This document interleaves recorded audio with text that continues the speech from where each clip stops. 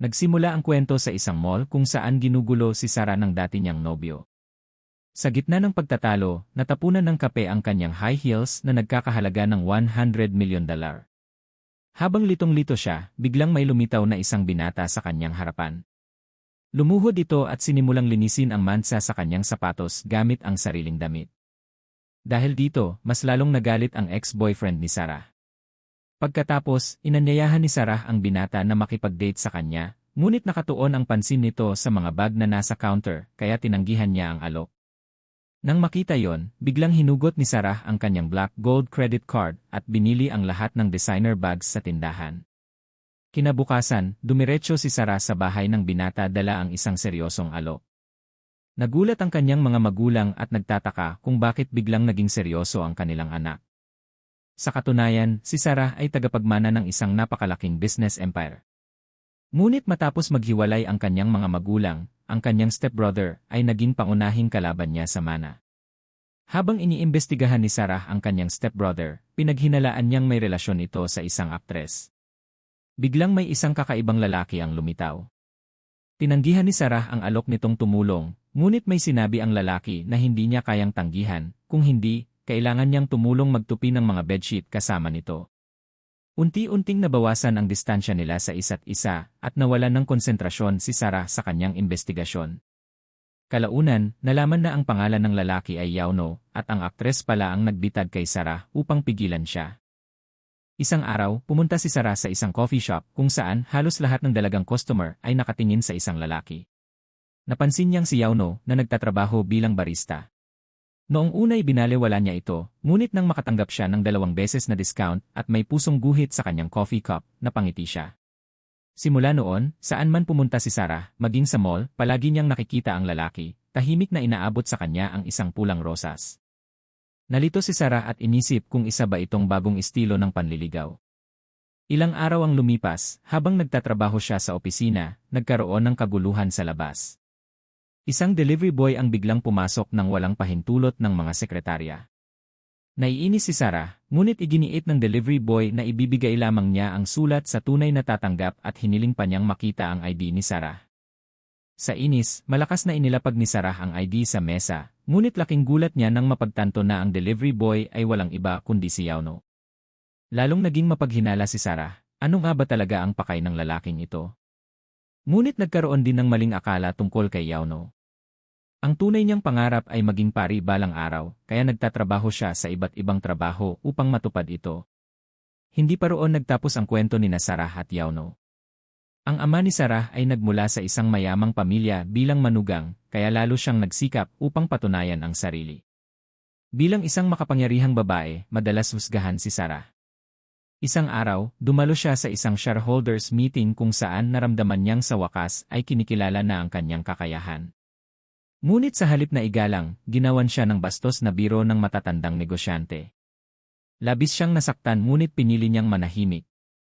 Inilabas niya ang kanyang sama ng loob habang naghuhugas ng sasakyan at doon niya muling nakita si Yauno. Nag-alok itong magbayad ng car wash kapalit lamang ng isang tasa ng kape. Pumayag si Sarah na bilhan siya ng kape. Ngunit sa coffee shop, umorder si Sarah ng steak para sa sarili habang si Yauno ay tahimik lamang na nakatingin. Hindi ikinuwento ni Sarah ang kanyang nararamdaman, ngunit tinanong niya kung bakit palagi silang nagkakasalubong. Para sa iba, parang kakaibang pagkakataon ito, ngunit ang tunay na pangarap ni Yauno ay maging pari, isang buhay na parang ermitanyo. Hindi ito sinang-ayunan ng kanyang ina at nauwi sa matinding pagtatalo ang lahat. Umalis si Yauno sa kanilang bahay at nagpa siya na magsikap upang balang araw ay matulungan ang kanyang pamilya.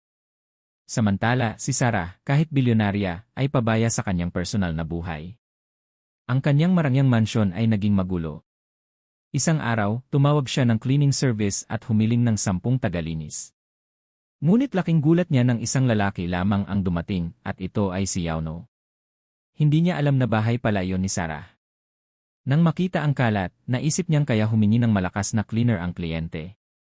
Sinimulan niya ang trabaho at humanga si Sarah sa kanyang husay sa pag-aayos. Nang matapos ang lahat at paalis na sana si Yauno, napansin niyang sira ang chandelier. Sinubukan niyang ayusin ito, ngunit sa isang pagkakamali, bumagsak at nabasag ito. Natigilan siya, magkano kaya ang halaga nito? Pagdating ni Sarah, muli nilang napatunayan kung gaano kaliit ang mundo. Ang nabasag na chandelier ay nagkakahalaga ng $6.8 million.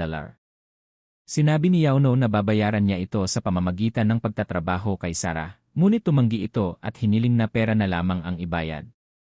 Iginiit ni Yauno na araw-araw siyang maglilinis hanggang mabayaran ang utang.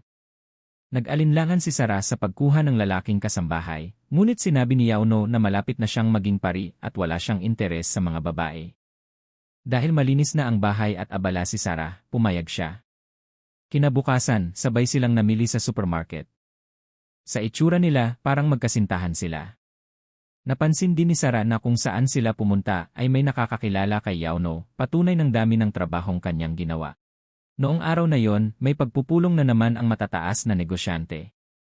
May ilang matatandang shareholder ang muling nagsimula sa dati nilang paniniwala, sinasabing ang mga babae ay para lamang sa pagpapaganda at hindi angkop sa pamumuno. Sinikap ni Sarah na pigilan ang kanyang galit, ngunit nang makita niyang hindi man lang siya pinayagang magbigay ng inumin dahil lamang siya ay isang babae, lalo siyang nasaktan at tuluyang umalis sa pulong. Hindi ito pinalampas ng kanyang stepbrother na si Zuzu. Binalaan niya ang mga shareholders na igalang si Sarah kung nais pa nilang manatili sa kumpanya. Marahil ay nakalimutan na ng mga shareholder na may half-brother si Sarah na si Zuzu. Bagamat madalas silang magbanggaan kapag iniinsulto si Sarah, agad na kumilos si Zuzu. Direkta niyang binalaan ang mga shareholder na kung nais pa nilang magpatuloy sa pagtatrabaho sa kumpanya, kailangan nilang igalang si Sarah. Kung hindi, bukas ang pinto para sa kanila. At hindi pa roon nagtapos iyon. Nang gabing iyon, pumasok si Zuzu sa isa pang pagtitipon ng mga shareholder at lantaran silang muling binalaan kung may sinumang magmamaltrato kay Sarah o pipilitin siyang magsilbi ng inumin dahil lamang siya ay babae. Hindi magiging maganda ang kahihinatnan nila. Pagod na pagod si Sarah nang umuwi at wala na siyang lakas magtanggal ng make-up. Agad siyang tinulungan ng kanyang gwapo at matalinong kasambahay na si Yauno. Biglang tumunog ang doorbell, si Shuxiu, ang kanyang kapatid. Nataranta si Sarah at tinanong si Yauno kung paano siya magtatago. Nagtago si Yauno sa kwarto kasama ang isang maliit na tuta, ngunit biglang tumahol ito. Gusto sanang pumasok ni Zuzu, ngunit tumanggi si Sarah. Umalis si Zuzu na may ngiti. Lumabas si Yauno, humingi ng paumanhin at binigyan si Sarah ng isang kahon ng candy. Unti-unting naging masigla ang bahay ni Sarah dahil kay Yauno. Isang araw, tinanong ni Sarah kung may iba ba itong pakay. Diretso nitong sagot, gusto ko ang pera mo. Ngunit ipinaliwanag niyang voluntaryo siya sa simbahan at nais niyang hikayatin si Sarah na tumulong sa mahihirap. Bilang biro, sinabi ni Sarah na magdodonate siya kapalit ng ngiti. Ngumiti si Yauno at doon natunaw ang puso ni Sarah. Kinabukasan, nagdonate siya sa simbahan. Namangha ang mentor ni Yauno at sinabing espesyal ang kanyang ngiti. Mula noon, tuwing ngumingiti si Yauno, may bagong donasyon sa simbahan. Unti-unting nagbago si Sarah mula sa malamig na negosyante, naging mas masigla at inosente ang kanyang pagkatao. Isang araw, hinabol nila ang tumakas na tuta at nasalubong nila ang isang sikat na aktres, ang parehong babaeng iniimbestigahan noon ni Sarah.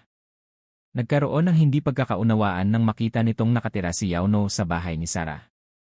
Bago pa makapaliwanag si Sarah, sinabi ni Yauno na hindi pala ganoon kamahal ang chandelier.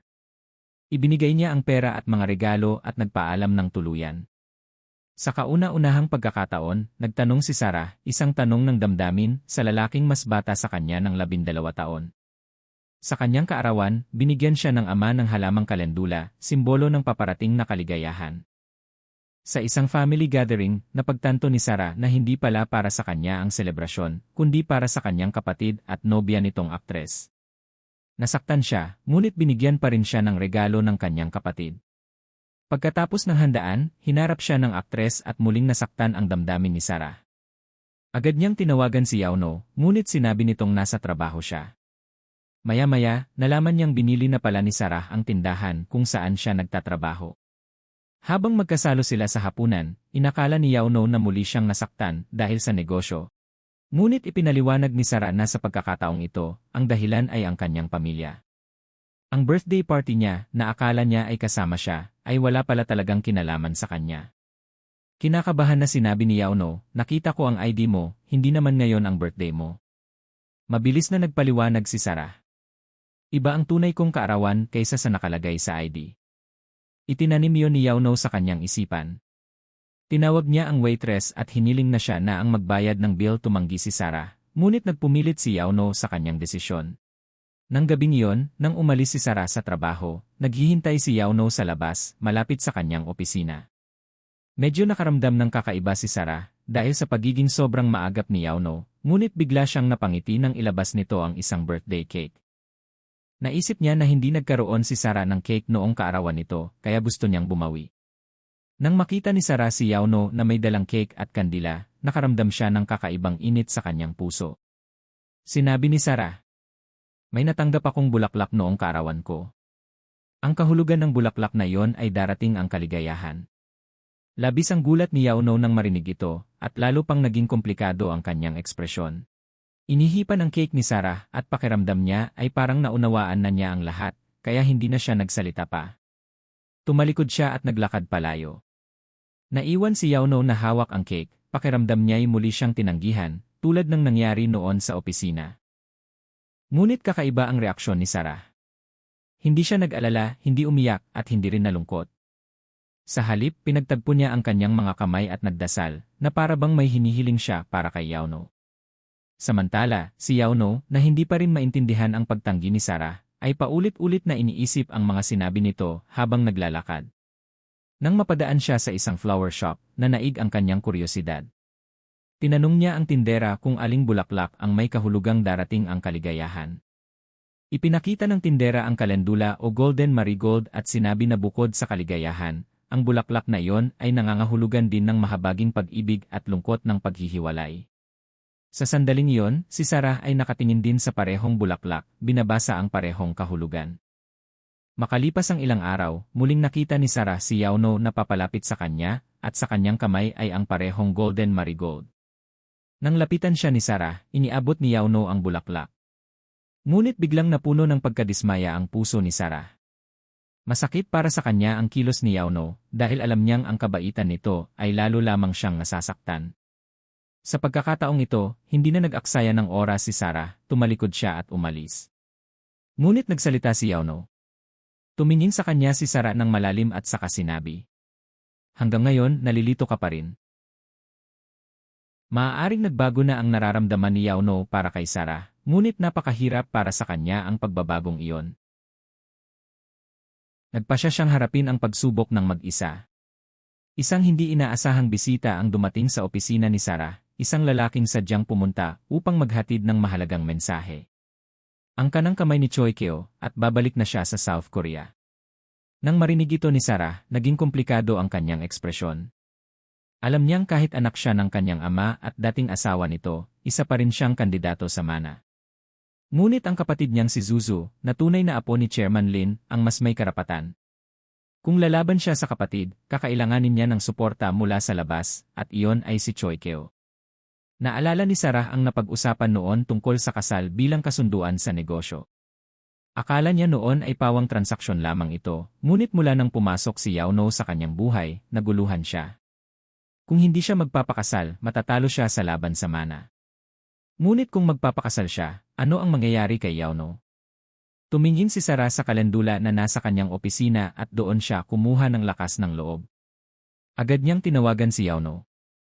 Sa sandaling iyon, nasa simbahan si Yauno at nakikipag-usap sa pari tungkol sa kanyang nararamdaman.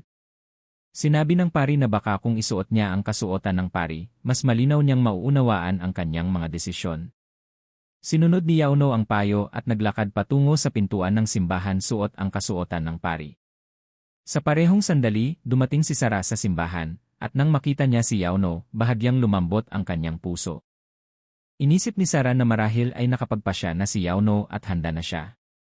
Pinanood niya itong bumaba ng hagdan at napuno ng luha ang kanyang mga mata.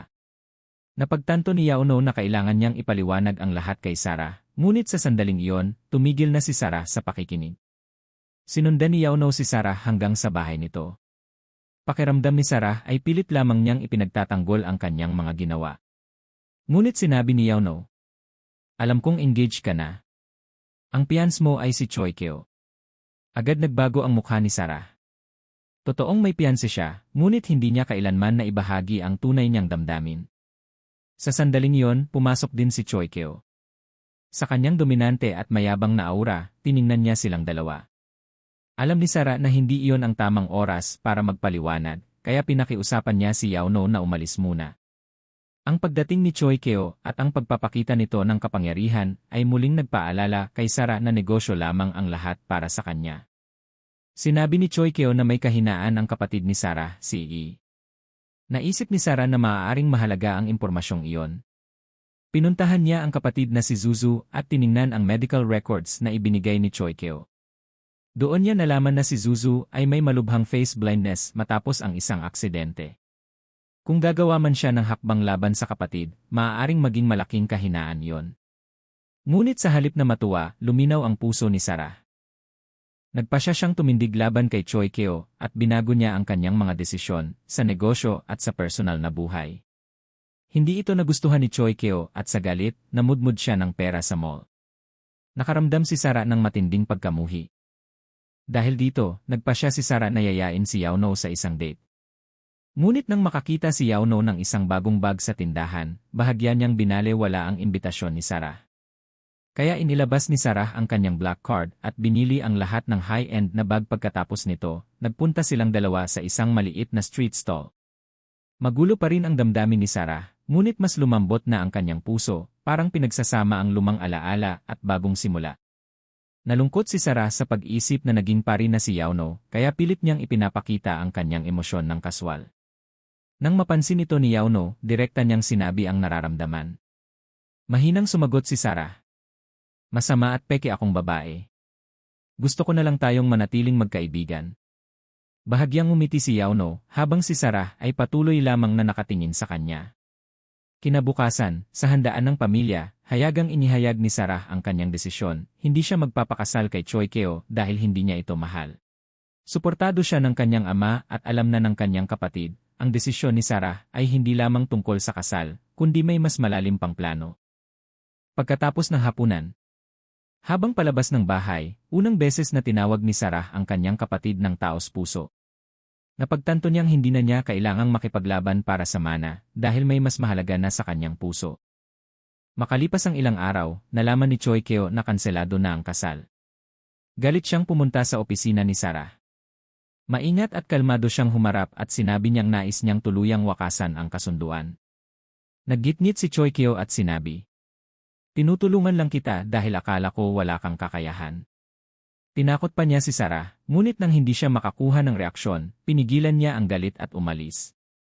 Tahimik na tiningnan ni Sarah si Yauno na matatag pa rin sa kanyang desisyon. Masaya si Sarah, alam niyang tama ang kanyang pinili. Umuwi si Yauno at kinausap ang kanyang pamilya matapos ang mahabang panahon. Ang mga magulang na dati tutol sa kanyang pagiging pari ay ngayon ay sumuporta na sa kanya. Tahimik lamang si Yauno at pumasok sa kanyang kwarto. Hindi nagsalita ang kanyang mga magulang, ngunit agad na naunawaan ng kanyang kapatid ang lahat. Tinanong siya nito kung may relasyon siya, at pabirong kinulit siya. Sa sandaling iyon, huminto ang isang mamahaling sasakyan sa tabi nila. Nakita ng kapatid niya ang isang magandang babae na bumaba mula sa sasakyan. Sinong babae yan? Gulat niyang sabi. Ganito pala kaganda ang pinili mo. At sumakay si Yauno at nag-enjoy sila sa biyahe. Opisyal nilang inamin ang kanilang relasyon at sabay na naghapunan, pinag-usapan ang kanilang kinabukasan. Sinabi ni Yauno na dahil hindi na siya magpapari, maghahanap siya ng ibang trabaho. Nang marinig ni Sarah na balak niyang maging hukom, nagulat siya dahil napakahirap ng judicial exam sa South Korea. Ngumiti si Yauno at sinabi na nagtapos siya ng law sa Seoul University, kaya posible ito. Doon na unawaan ni Sarah kung bakit tutol ang kanyang pamilya sa pagiging pari niya, mahirap para sa isang pamilya na tanggapin ang ganitong desisyon. Matapos ang hapunan, inalok ni Sarah na ihatid si Yauno pauwi. Napag-usapan nila ang pagpapakilala sa kani-kanilang pamilya, at nakaramdam si Yauno ng kaunting pressure dahil sa estado ng pamilya ni Sarah. Kinabukasan, nang sunduin ni Sarah si Yauno, napansin niya ang isang kaklase nito. Bahagyang nagselos si Yauno, at napagtanto ni Sarah na nagbago na ang kanilang relasyon, naging mas mapang-angkin na si Yauno. Upang maiwasan ang hindi pagkakaunawaan, nagpasya si Sarah na magpahinga muna at puntahan ang bahay ni Yauno upang kausapin ang kanyang mga magulang tungkol sa kanilang propesyon, Layunin ni Sarah na ipakita kay Yauno na ang relasyon nila ay hindi na lamang sa pagitan nilang dalawa, kundi isang seryosong pangako. Mula noon, mas naging panatag at masaya sila. Hinarap muna nila ang pressure ng kanilang mga pamilya bago ang sarili nilang mga problema. At dito nagtatapos ang kwento.